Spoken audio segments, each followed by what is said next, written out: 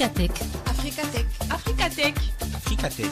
Africatech. Africatech vous fait découvrir le potentiel du digital, l'évolution technologique et la croissance numérique du continent africain en un seul clic. Africatech, un seul clic. Africatech, l'émission qui s'intéresse à l'impact du numérique sur le continent africain.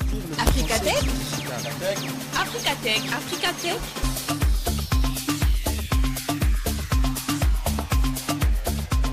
Bien le bonjour à vous, chers auditeurs, et bienvenue sur les ondes d'Ifriqiya FM. Moïse Self avec vous pour ce nouveau numéro d'Africatech, l'émission qui décortique les progrès technologiques du continent. Alors pour ce nouveau numéro, je serai accompagné de Sherifa Obon et de Alamine Ahmed, nos chers chroniqueurs de Ifriqiya FM. Bonjour Sherifa, bonjour Alamine. Bonjour Moïse. Bonjour Moïse. Alors nous aurons aussi le plaisir d'être accompagnés par Madame Wassila Knatef, à qui je vais laisser le soin de se présenter. Bien, donc bonjour à tous et merci pour l'invitation. Donc c'est Madame Wassila Knatef, je suis directrice de l'incubation de l'entrepreneuriat et de la formation à l'AMPT, l'Agence nationale de développement des parcs technologiques. Très bien, merci beaucoup d'avoir répondu à mon invitation. Aujourd'hui nous parlerons de start-up avec vous dans la minute décryptage. Par la suite, nous aborderons dans notre débat virtuel la décision de la Mauritanie qui a tout récemment octroyé ses 12 premières licences d'influenceurs. Mais avant tout, place à la Minute Click. Africatech. La minute click. Clique sur l'Afrique. Les actualités phares de la semaine. Africatech. Au Bénin, en collaboration avec Seme City, Ishero, Nuit Native et la Blab AI, sous le patronage du ministère du Numérique et de la Digitalisation, l'Agence des systèmes d'information et du numérique orchestre un hackathon novateur. L'objectif, conjuguer technologie et diversité culturelle en développant des applications d'IA, capables de convertir texte et audio en images, utilisant les langues Fon, Dandi et Yoruba. L'événement se déroulera du 13 au 16 mai 2024, tant en présentiel au Palais des Congrès de Cotonou qu'en ligne. Les participants pourront concourir dans 2 catégories, sous-titrage de films et génération d'images en langue locale. Ouvert à tous les passionnés de tech, de langue et de culture africaine, ce hackathon offre l'opportunité aux développeurs, data scientists et ingénieurs africains de mettre en avant leurs talents. En Guinée, la Guinée impulse la numérisation des services publics pour stimuler l'économie numérique. Le Premier ministre, Amadou Ouriba, a lancé 2 plateformes le 24 avril. E-Learning offre des cours en ligne pour les fonctionnaires avec ou sans connexion Internet pour accroître leurs compétences. E-Conseil automatise les activités administratives favorisant la collaboration à distance pour les conseils interministériels.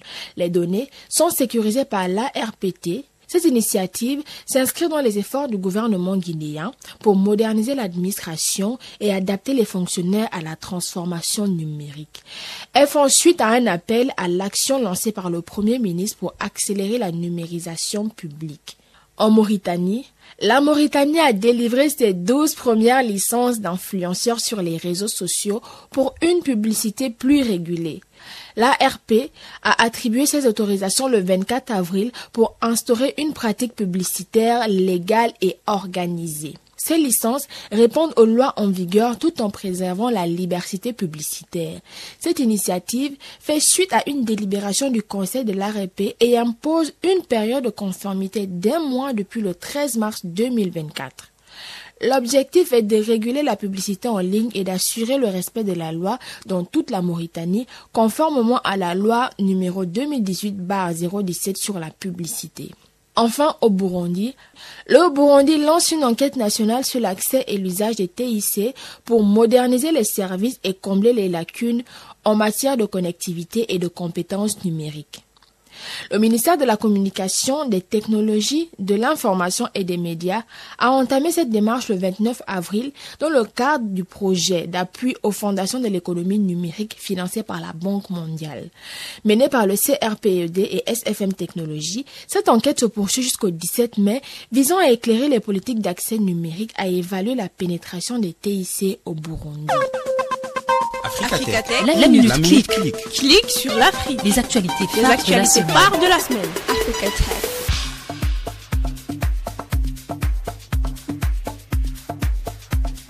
Je suis de retour, toujours accompagné de mon équipe sur le plateau d'Africatech pour notre minute décryptage. Africatech, La minute décryptage. La minute décryptage. Africatech, analyse et commentaires sur le digital. Africatech. Aujourd'hui, nous nous intéressons au monde des startups et son fonctionnement. Mais avant tout, on va un peu faire de vocabulaire avec vous, Madame Knatef. Nous avons quelques questions parce qu'il y a des gens qui se demandent, qui se posent... il y a des gens qui pensent comprendre, il y a des gens qui ne comprennent pas, il y a des gens qui comprennent vraiment. Le monde des startups. La première question que, on me l'a déjà posée souvent, c'est quoi une startup ? Très bien, donc en fait c'est un vaste sujet. Je vais juste commencer par une petite présentation de notre institution, enfin pour aussi en parler un peu de ses activités et surtout de son activité phare qui est justement l'accompagnement des startups. Donc l'ANPT, donc l'Agence nationale de développement des parcs technologiques, c'est un établissement public à caractère industriel et commercial. Nous sommes sous la tutelle du ministère de la Poste et Télécommunications. Donc, ce qui nous donne la spécialisation, disons, dans le domaine des télécoms et surtout des TIC et numériques. Donc, c'est pour ça que, essentiellement, je vais vous dire par la suite qu'on accompagne beaucoup de startups et de porteurs de projets, essentiellement, dans le domaine des TIC et numériques. Et c'est un peu dans ce domaine-là qu'on trouve beaucoup cette notion de start-up et cet engouement aussi beaucoup pour développer des petites entreprises agiles, innovantes et technologiques. C'est un parc dans lequel vous allez avoir une concentration d'entreprises spécialisées dans les technologies. Souvent, dans notre cas, c'est les technologies de l'information, de la communication et numérique. Et donc, l'objectif, c'est de créer cet environnement qui va être propice au développement de cette technologie, donc développement de solutions, de développement aussi d'outils numériques. Et donc ça, c'est notre principale mission. Au sein de nos technoparcs, donc nous avons toujours des incubateurs. D'accord. Donc ça, c'est un peu le premier maillon de notre chaîne de valeur. Donc, accompagner des porteurs de projets, des startups spécialisés dans les TIC à travers nos incubateurs. Donc, actuellement, nous avons l'incubateur de Sidi Abdallah, le plus ancien, le plus connu. Nous avons aussi un incubateur un peu à l'intérieur du pays, au niveau de la wilaya de Borj Bouariri et aussi au niveau de la wilaya d'Oran. Donc, nous avons trois incubateurs physiques opérationnels. Nous avons aussi lancé l'incubation virtuelle. Donc, c'est un programme 100% virtuel d'incubation qu'on a appelé le VIP, Virtual Incubation Program.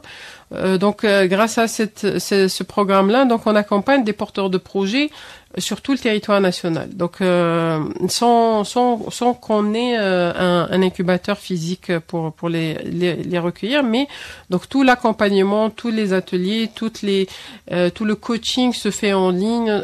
On s'est aussi doté de plateformes qui nous aident dans ce sens. Plateforme de e-learning, plateforme de meeting en ligne. Voilà, donc on a une panoplie d'outils et aussi de méthodologies surtout qui nous permettent d'accompagner des porteurs de projets. Donc ça, c'était une petite présentation de notre activité d'incubation. Revenons à votre question. Donc, concernant la start-up, en fait, la start-up, c'est tout ça. Donc, souvent, vous allez la trouver dans le domaine des technologies. Donc, c'est souvent des solutions numériques. C'est aussi l'innovation, principalement. Donc, c'est des solutions numériques et innovantes. Et surtout, donc, le potentiel de scalabilité. Donc disons, il y a un consensus sur ces trois notions importantes: innovation, technologie et scalabilité. Ça veut dire que le potentiel de développement est très élevé, et surtout économique ou financier. Donc, c'est des solutions qui vont être rentables ou qui doivent être rentables rapidement, et surtout une rentabilité très très très rapide. Et voilà.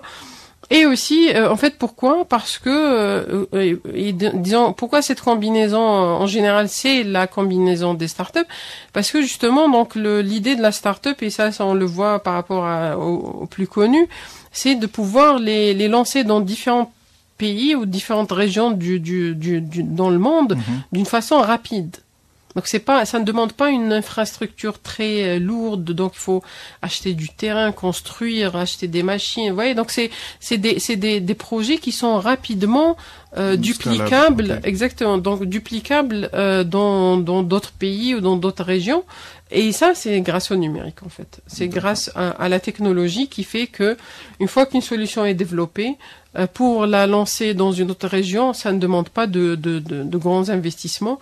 Et donc, c'est ce qui permet d'avoir beaucoup plus de clients rapidement. D'accord. Mais généralement, lorsqu'on parle de start-up, on parle d'incubateur.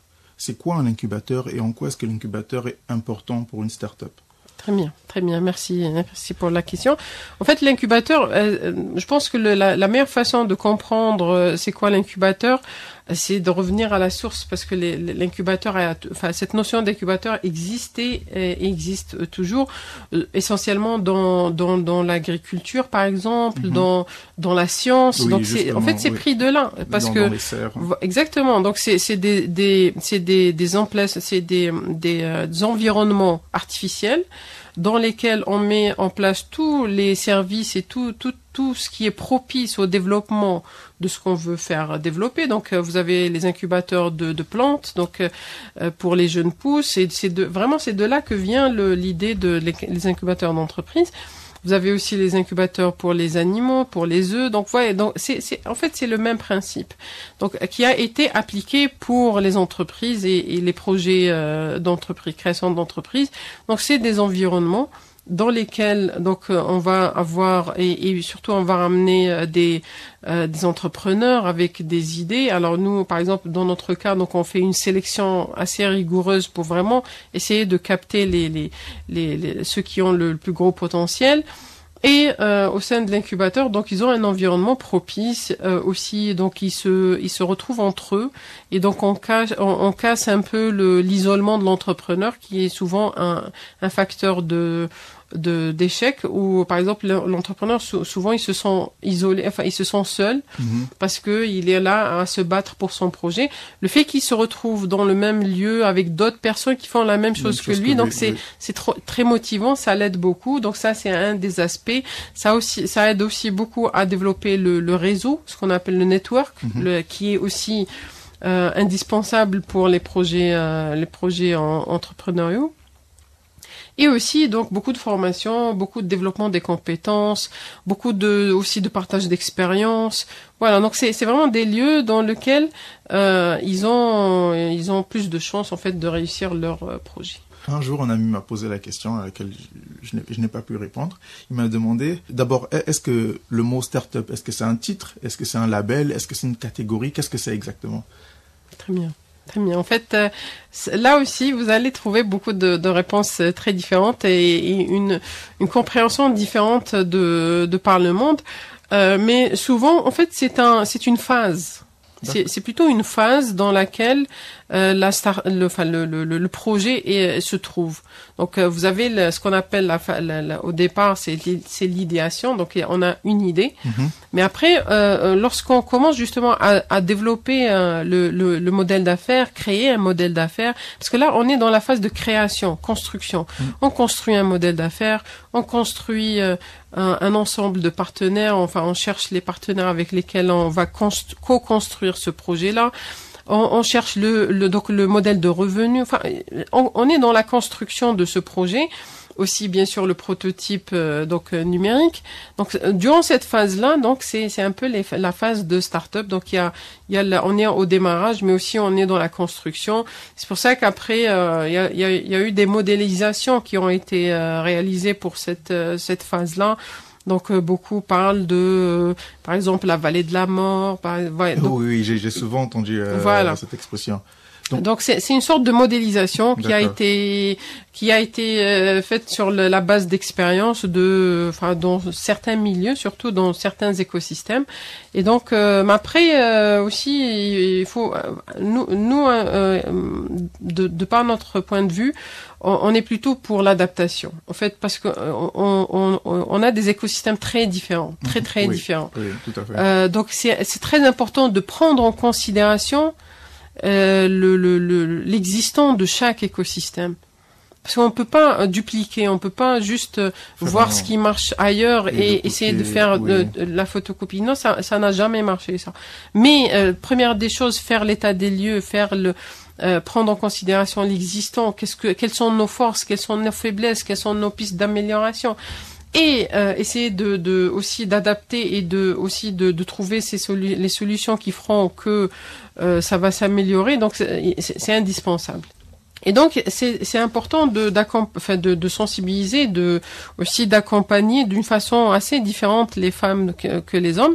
Après aussi dans les caractères aussi il y a beaucoup de différences, les façons de faire. Donc par exemple vous allez trouver les femmes qui sont souvent elles sont moins focalisées sur la partie business. Donc disons que souvent elles disent que c'est pas leur objectif premier, alors que c'est important.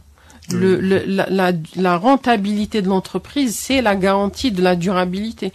Donc si le projet n'est pas rentable et si on travaille pas à sa rentabilité, ça va couler et on veut pas. Donc souvent on travaille à les sensibiliser dans ce sens. Dans ce sens-là, oui.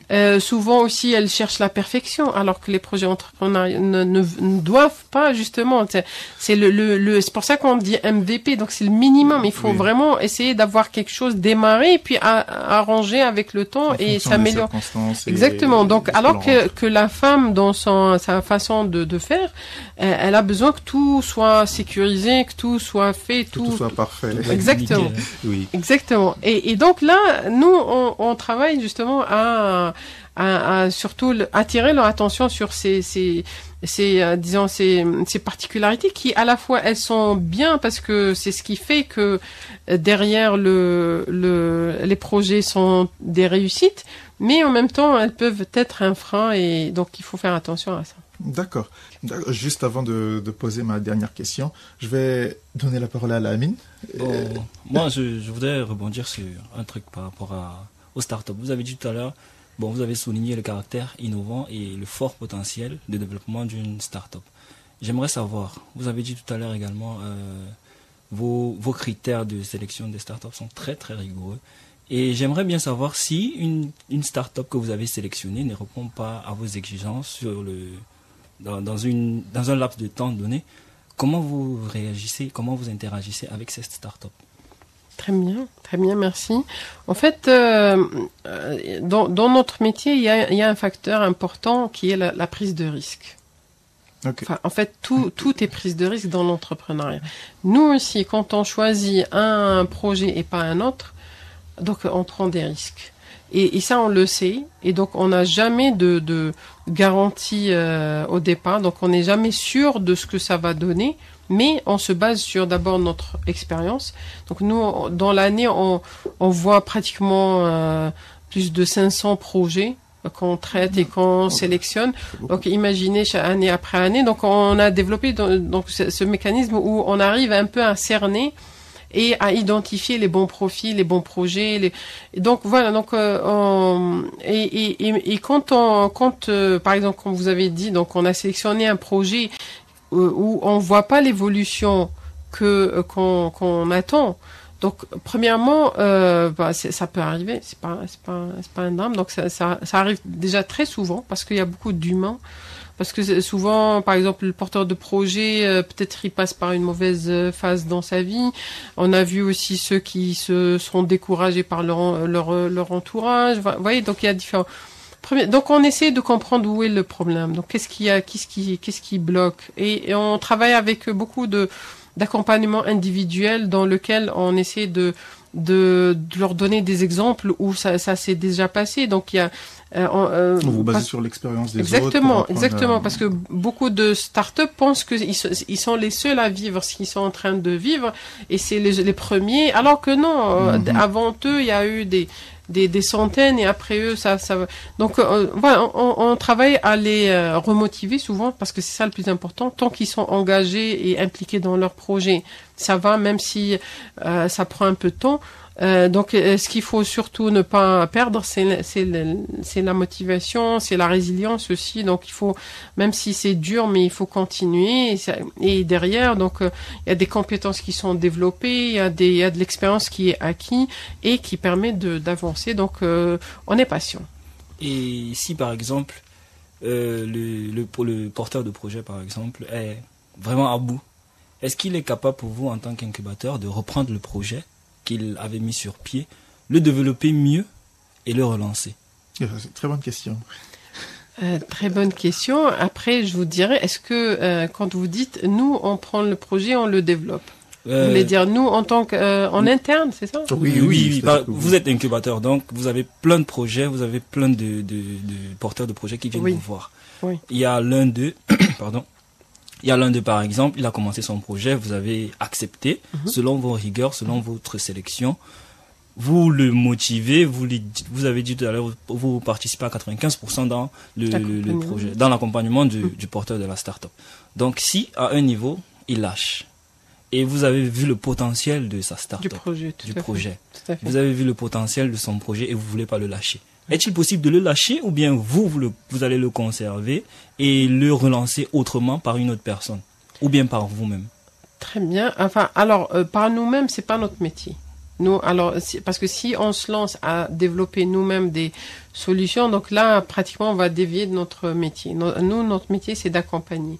Et donc, par contre, oui, souvent, on a vu des projets à gros potentiel, mais le porteur de projet et son équipe surtout, parce que nous, souvent, c'est ça, on prend pas de porteur de projet tout seul, donc on exige une équipe, parce que c'est un projet qui demande plusieurs profils et une équipe. Donc quand on voit que peut-être ils sont passés à autre chose souvent, donc ils pivotent, ce qu'on appelle, ils pensent que ça sera mieux en allant dans un autre projet. Ça nous est arrivé parce qu'en fait on peut pas nous les startups, quand on les sélectionne ou les porteurs de projets, ils ont déjà leur projet. Mais ça nous est arrivé de leur dire, pensez à faire autrement, sur la base donc un peu les orienter vers ce que nous on pense où il y a un potentiel qui pourra fonctionner. Exactement. Vous voyez, donc oui, on fait ça, on le fait tout le temps, parce que surtout sur la partie modèle de revenus, parce que souvent les porteurs de projets, surtout sur cette partie-là, beaucoup pensent automatiquement au B2C avec business to client, alors que il y a aussi d'autres modèles qui sont très qui marchent beaucoup mieux et qui sont plus solides, plus durables. Voilà, donc justement, moi je peux vous donner un exemple concret. Donc je me souviens très bien d'un projet qui m'a semblé super et j'aurais tellement voulu le voir se concrétiser. C'est quelque chose qui fonctionne un peu partout dans le monde. C'est ce qu'on appelle les drive market. Donc je fais ma commande en ligne et je passe avec ma voiture devant le magasin et je prends mon sac et sans descendre de ma voiture. Ça fonctionne. Et ça, c'était un projet que j'avais, ça fait quelques années, j'avais un porteur de projet qui voulait, et on avait vraiment misé sur ça parce que on voit le potentiel. Mais c'est un projet qui demande aussi beaucoup de travail parce qu'il faut convaincre les magasins d'opter vers ce type de solution. Parce que beaucoup de magasins, ils font tout pour que les gens rentrent dans leur magasin, parce que s'ils rentrent pas, ils vont pas savoir. Voilà, donc ce qu'il y a comme offre, et en général quand on rentre, on achète plus que ce qu'on avait prévu, donc ça n'intéresse pas la majorité, ça les intéresse pas. Donc voilà, donc il y a un gros travail pour convaincre les clients finaux et aussi de sensibilisation. Donc cette partie-là, beaucoup, aller sur le terrain et convaincre le client, c'est la partie vraiment la plus difficile. Et donc je continue à chaque fois qu'il y a quelque chose qui est similaire, j'essaie de les mettre sur cette voie-là.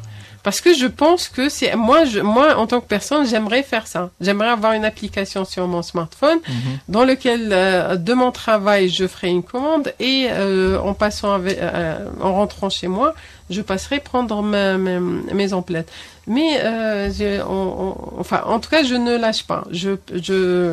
J'essaie toujours de trouver le porteur de projet qui va essayer d'aller dans ce sens.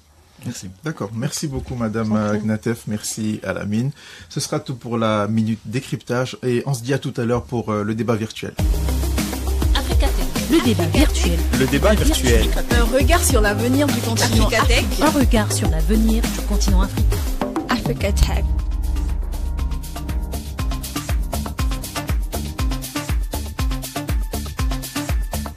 Chers auditeurs, nous voici de retour pour notre débat virtuel. Nous allons aborder un sujet d'une importance capitale, les influenceurs et l'État. Ça se passe en Mauritanie, où l'autorité de régulation de la publicité a récemment mis en place un cadre légal régissant la publicité sur les réseaux sociaux. C'est-à-dire, désormais, toute personne désirant faire de la publicité sur ces plateformes doit avoir une licence d'influenceur, conformément à cette réglementation. Ma première question est pour Sherifa. Sherifa, dis-moi, qu'est-ce que tu en penses? Alors, pour moi, c'est une bonne nouvelle. Ah, ok. Oui, parce qu'on est à l'ère où tout le monde est soi-disant influenceur. On se perd un peu sur le terme. On ne sait même plus c'est quoi influenceur et tout ça. Et donc, je pense que les personnes qui sont dans ce secteur réclament, en fait, il y en a qui disent que c'est un métier à part entière. Et on sait que comme tout métier, il faut une réglementation.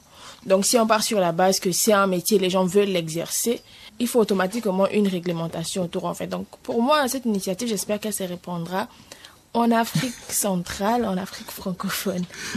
D'accord. Et Alamine, toi, qu'est-ce que tu en penses? Bon, moi, je dirais, je suis à 50 pour, 50 contre. Bon, okay. 50 pour dans la même logique que Sherifa, mais 50 contre. Moi, je trouve que les plateformes de réseaux sociaux, telles que YouTube, Facebook et Instagram ou d'autres, ils ont déjà des politiques de restriction du contenu. Oui. Donc, je ne vois pas en quoi le fait que le gouvernement s'implique dans cela, dans son pays, apporterait un plus à cela, apporterait un plus aux influenceurs, puisqu'il y a déjà certains contenus qu'ils ne peuvent pas publier. Je vois que Sherifa n'est pas d'accord. Oui, je ne suis pas d'accord. Ce qu'on reproche souvent aux influenceurs, c'est de vendre du rêve. Par exemple, si tu es influenceur, oui. Il y a une entreprise qui t'appelle pour faire la publicité d'un produit et tout ça. Mais sous la publication que c'est une convention commerciale, en fait, une collaboration commerciale. Parce que si tu ne le fais pas, tu vas faire croire à ceux qui te suivent que cette voiture, tu l'as achetée par tes propres moyens. On ne dit pas que tu es incapable, mais tu es dans le faux. Tu fais croire aux gens des choses. Je n'ai pas fini. Je n'ai pas fini. Laissons Sherifa terminer. Tu es dans le faux, tu fais croire aux gens que ça, c'est ton mode de vie. Alors que c'est dans le cadre de ton travail, de ton commerce, qu'on fait croire aux gens que la voiture de service c'est pour toi. Est-ce que c'est bien? Ce n'est pas bien. Je ne refuse pas que tu vendes le rêve. Donc, pour moi, c'est important. Si par exemple ils sont en train de faire des publicités, c'est mieux de préciser sous la publication que c'est une collaboration commerciale. L'abonné qui te suit saura que c'est une collaboration commerciale. C'est la transparence, l'éthique et la morale. Il ne faut pas vendre du rêve aux gens. Il ne faut pas mentir. Faire preuve de transparence via des partenariats avec des entreprises. Signaler aux gens que c'est une collaboration, c'est un partenariat. C'est important. Juste pour rebondir sur ce que tu disais, c'est vrai qu'avant, à l'époque, c'était pas possible parce que les réseaux sociaux ne donnaient pas n'obligeaient pas les utilisateurs à le faire. Mais maintenant, depuis peu, ça devient obligatoire. C'est-à-dire que lorsque tu es un influenceur, tu as la possibilité de signaler sur ta publication que cette publication est d'un partenariat commercial avec tel ou tel. Bon, moi je trouve que ça ne concerne pas toutes les plateformes. Ok. Par exemple, Instagram. Toi, tu as dit bon, moi je sens que tu vises principalement Instagram et Facebook parce que eux, les publications que les gens font la plupart du temps, c'est pour vendre le rêve, c'est vendre son image et on en profite. Les entreprises et les médias ou bien je sais pas trop, ils l'utilisent pour vendre leurs produits. Oui. Mais c'est pas spécifié dans la publication de la personne que j'utilise telle chose. Là, je peux accepter ce que Sherifa vient de dire. Mais une plateforme comme YouTube, à chaque fois qu'un créateur de contenu fait une vidéo, au moment de la publicité, il va le dire. S'il est en train d'utiliser les fonds de son partenariat avec telle ou telle entreprise, il va le dire dans sa publication. Il va le dire dans sa vidéo. Tu l'as dit tout à l'heure, quelqu'un utilise la voiture, il utilise la voiture de service, et il montre comme si c'était sa voiture. C'est pas le cas sur YouTube. Sur YouTube, quelqu'un fait sa vidéo, au moment de l'instant publicité, il prévient que là, maintenant, c'est la tranche de publicité. Il fait toute la publicité de l'entreprise, de la marque ou bien du produit. Dès qu'il le finit, il passe à autre chose. Il continue sa vidéo. Donc, mais justement, tu rejoins mes propos. Qu'est-ce que j'étais en train de dire? J'étais en train de dire que la réglementation, justement, qui rentre en vigueur par rapport aux influenceurs, c'est que lorsqu'ils font des publicités, ils doivent signaler. Tu peux le signaler de manière indirecte ou comme de manière directe, en fait.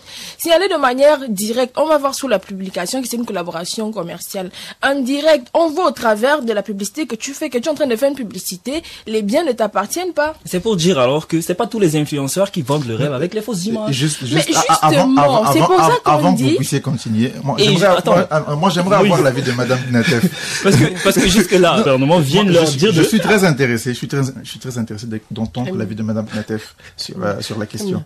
Mais en fait, c'est un vrai sujet, même ici chez nous en Algérie. Et par contre, c'est important, comme a dit Sharifa, de définir d'abord c'est quoi l'influenceur, parce que là c'est peut-être on met beaucoup de profils différents dans ce mot-là. Par exemple, nous ici on a une très très très célèbre influenceuse culinaire qui fait des recettes donc sur internet et qui est très très suivie et qui est aussi donc elle perçoit par rapport à toutes ces vues là, donc elle est suivie par des millions de personnes. Voilà, donc ça en fait après je rejoins le point sur les placements de produits. Ça, c'est important parce que, par exemple, si je parle de cette influenceuse, et aussi beaucoup d'autres, parce que maintenant, l'influence culinaire, c'est peut-être une des influences qui est les plus visibles, parce que, et ça, c'est même dit par les réseaux sociaux, parce que quand il y a une vidéo qui montre de la nourriture et une cuisine, elle capte rapidement. Donc ça, c'est ça marche très très bien. Et où est-ce qu'on le voit? Parce que maintenant, même les influenceurs qui, à la base, ne faisaient pas ça, se mettent à montrer des plats devant eux en train de parler d'autre chose. Parce que ça attire l'être humain. Donc après, les placements de produits, là, il faut faire, normalement, ça doit être déclaré. Un placement de produit, quand je cuisine et je montre en particulier une marque de margarine ou une marque d'huile, parce que derrière je suis une sorte de campagne marketing du fabricant. Ça doit être signalé, oui, c'est vrai. Parce que quand on voit les autres publicités sur les réseaux sociaux, on sait distinguer la publicité de pas publicité. Donc, et alors que là, maintenant, beaucoup ces influenceurs sont utilisés dans ce sens-là pour placement de produits et pour faire monter les achats de tel ou tel. Mais on le sait pas. Donc c'est pas clairement dit. Donc là, peut-être, oui, il faudrait, parce que c'est commercial. Je pense que du moment que quand ça devient commercial, ça doit être déclaré. Ça doit être déclaré, ça doit être aussi cadré par l'État et c'est logique. Personnellement, moi, je pense que c'est nécessaire. Je ne dis pas que la décision est bonne ou mauvaise, mais je pense que l'initiative en elle-même, elle est bonne et il faut que ça se fasse en fait. Pourquoi? Parce que aujourd'hui, lorsqu'on regarde, vous connaissez tous TikTok, mais on sait tous que la version de TikTok qu'on a chez nous, c'est pas la même qu'il y a en Chine par exemple. Ou en Corée. Parce que ça respecte leur politique à eux, ça respecte leur réglementation. Il y a un organisme qui est là, qui réglemente ce genre de choses. Nous aujourd'hui, on prend tout ce qui n'est pas bon, tout ce qui n'est bon. Quand je dis nous, je parle de l'Afrique, le continent. On prend tout ce qui n'est pas bon, tout ce que eux ils ne veulent pas avoir, ils nous le donnent. Et au final, c'est nous et nos générations futures qui les payons en fait. Donc pour moi, je pense que c'est nécessaire d'avoir ce genre de réglementation. Mais je me demande et je vous pose la question, est-ce que vous ne pensez pas que derrière cela, il y a aussi une volonté je vais dire les choses comme ça, de soutirer de l'argent aux gens parce que la licence elle est payante. Elle est payante. Et c'est pas tout le monde qui peut se l'offrir. Oui, et c'est assez cher. Donc moi je me pose la question, est-ce que c'est pas le cas? Et qu'est-ce qu'il faut faire pour que les choses se passent bien, on va dire. Oui, Madame Knatef. Oui.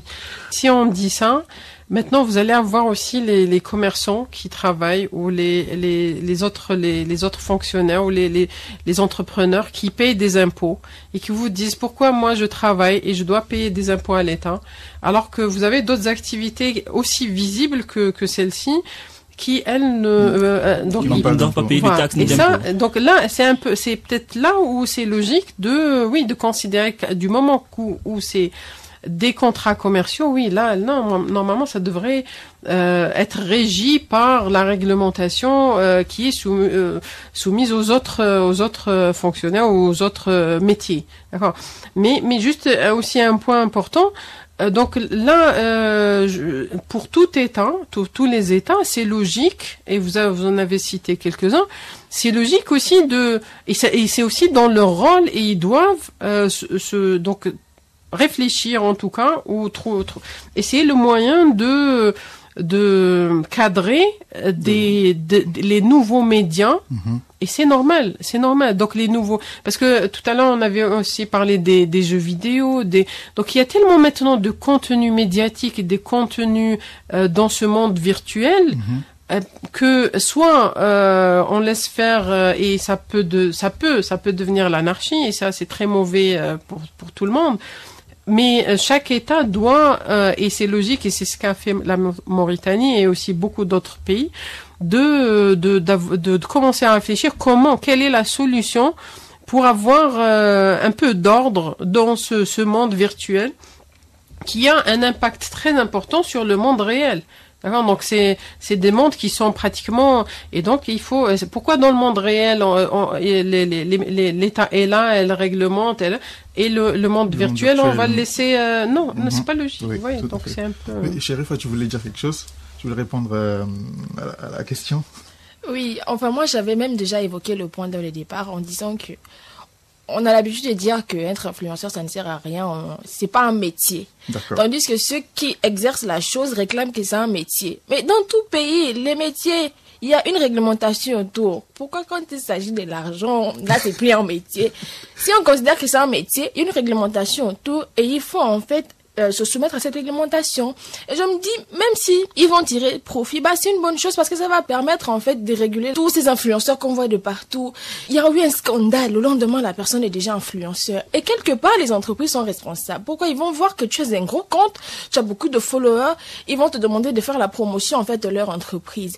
Mais si les entreprises viennent vers toi sur la base que tu es reconnu par l'État, tu as une licence, tout le monde ne pourra pas s'élever en fait ou tirer profit forcément de son audience ou de ses vidéos. Ça va demeurer des personnes lambda comme on l'a toujours vu, qui publient du contenu sans pour autant en tirer profit en fait. Mais si les entreprises voient juste que tu as un gros compte, viennent vers toi, tu vas faire de la publicité, tu vas gagner, ils vont gagner, on en aura comme tout, ce sera le désordre, l'anarchie en fait des influenceurs à gauche et à droite. Donc c'est important que l'État mette du doigt à l'intérieur. Bon, pour moi, sur ce point, moi, je vous rejoins. Je suis totalement d'accord avec ça. Parce que, comme Chérifa l'a dit, ce n'est que la recherche du buzz actuellement. Quand quelqu'un a un petit buzz qui peut attirer de l'attention aux gens, des gens, il la saisit et il l'utilise pour se faire voir. Dès que certaines entreprises, certaines marques, certains produits, ils veulent de la visibilité, ils veulent qu'on vende leurs produits, ils contactent la personne directement et il fait la promotion de la marque ou bien du produit. Donc moi je rejoins Chérifa, je vous rejoins tous dans ce domaine parce que on ne peut pas laisser n'importe qui dire de n'importe quoi partout. Et ça c'est vraiment la faute du gouvernement. Ça, c'est vraiment la faute du gouvernement parce que, Chérifa l'a dit encore, il y a des influenceurs qui sortent de partout et ils racontent du n'importe quoi. Dès qu'il y a quelque chose qui est sorti, il va venir parler de ça, juste pour se faire voir. Oui, madame Tentef. En fait, je voudrais rebondir ce que vous venez de dire et c'est très intéressant parce que, vous voyez, donc, à un moment donné, vous avez dit, c'est la faute du gouvernement. Et c'est toujours le dilemme de l'État. Parce que si elle fait pas, donc c'est de sa faute. Mais si elle fait, c'est à cause d'elle. Voilà, à cause d'elle. Et de toute manière, ils veulent s'enrichir. Vous voyez, donc c'est très sensible comme, et souvent, donc, bon, après, ils ont, leur rôle, il est clair et ils doivent jouer leur rôle, ça plaise ou pas.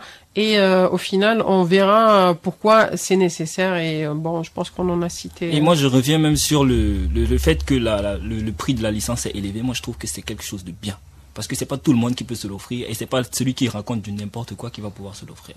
Et j'aimerais ajouter, ça, en je pense fait que ça c'est relatif, mais bon. Oui, Sherifa? Ça permet en fait aussi d'exercer des publicités légales. Oui. Je pense que sur nos écrans de télévision, il y a des publicités des chaînes. Ce n'est pas tout et n'importe quoi qu'on diffuse. On devrait faire la même chose sur les réseaux sociaux. Par exemple, en Afrique du Sud, c'est interdit de faire la promotion du tabac. Et donc, si un influenceur... Aucun influenceur va se lever en fait pour venir faire la promotion du tabac, sachant que c'est interdit dans son pays. Tu seras en fait, y a des sanctions qui vont tomber en fait. Donc ça permet d'exercer des publicités légales. Et c'est ça qu'on reproche aussi aux influenceurs, c'est de faire la promotion de tout et de n'importe quoi. La culture du vide. J'ai envie de dire que les responsabilités sont partagées. Oui, du faux, des faux produits. On a compris le message et oui, je te rejoins là-dessus. Je pense que tu as tout à fait raison. Mais il y a aussi des gens qui se demandent, mais est-ce que ça sera pas aussi un moyen d'empiéter sur la liberté d'expression? Absolument pas. Justement, en fait, imaginez, on est dans une société, il n'y a pas de loi, il n'y a pas de règles. Où est-ce qu'on ira en fait? Où est-ce qu'on va? Et quand on parle du numérique, il faut aussi avoir des règles concernant le numérique. Bon, moi, j'aimerais dire un truc.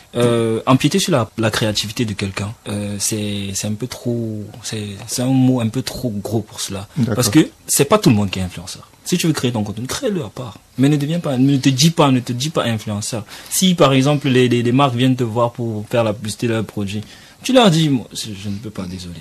Moi, je suis juste là pour publier mes jeux vidéo, publier mes vidéos de blagues. C'est ça mon travail. Je ne suis pas influenceur. Oui, justement, on connaît beaucoup de gens qui sont influenceurs, qui sont humoristes plutôt, qui ont une grande communauté, mais qui refusent de faire certains partenariats, justement parce qu'ils ne veulent pas être des influenceurs. Une dernière question, on va faire un tour de table. Quelles sont, selon vous, les mesures que doivent prendre les États? On parle d'une licence, d'accord. Mais quelles sont les exigences que chaque État doit proposer à sa population pour pouvoir régir l'octroi de cette licence d'influenceur, s'il doit exister? Moi, je vais commencer. Moi, je dirais le principal avantage ou atout de ces licences, c'est la protection des consommateurs. Donc, si l'État est en mesure de protéger les consommateurs, comme dans d'autres pays, comme en Chine ou en Corée, où les réseaux sociaux sont vraiment régulés, c'est pas du n'importe quoi qui passe dans ton téléphone. Quand tu es sur les Facebook ou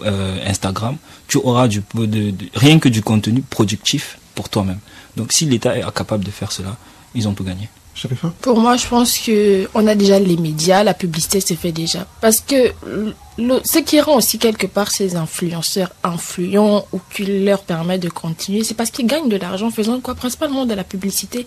Et je pense que dans tout pays, il y a une réglementation autour de la publicité. Il devrait également appliquer les mêmes restrictions sur la publicité concernant les influenceurs sur les médias sociaux en fait. Et ça, ils peuvent très bien le faire et que ça existe déjà en Afrique du Sud, au Ghana, au Kenya, les autres peuvent suivre en fait. Je pense que ça va beaucoup aider le continent et ça va aider à publier du contenu responsable, éducatif et tout ce qui va avec. Selon les bords, bien sûr. Parce qu'un influenceur, c'est pas seulement... belles photos sur Instagram, il y a des influenceurs par rapport à la cuisine, il y en a comme nous, on donne des conseils par rapport à la santé, donc il y a beaucoup de secteurs en fait. Madame Knateff, je pense qu'ils ont tout dit, je suis d'accord. Chers auditeurs, nous arrivons à la fin de ce numéro. Merci à mes invités, Sherifa, Alamine, Madame Knateff. Merci à Asiba à la réalisation. Merci à vous, chers auditeurs, pour votre fidélité. Restez branchés sur les ondes d'Ifriqui FM. On se dit à la semaine prochaine. Au revoir.